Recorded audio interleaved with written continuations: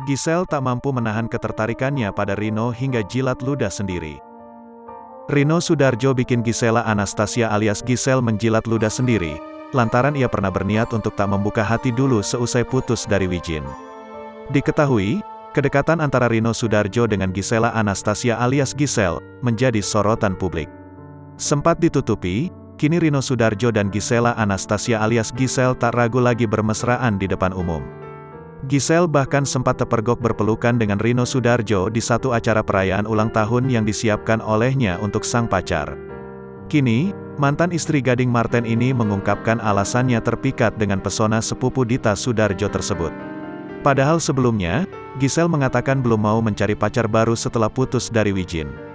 Pokoknya gak mau buka hati dulu, ungkap ibu satu anak itu dikutip dari TikTok pribadinya, Selasa, tanggal 8 November tahun 2022.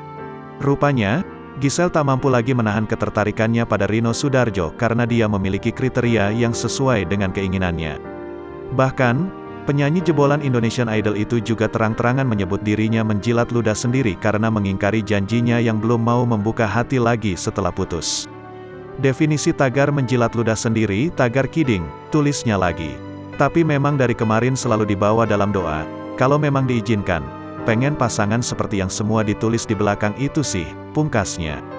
Lebih lanjut, ibu satu anak ini sama sekali tidak menyangka doa-doanya terkabul dengan begitu cepat.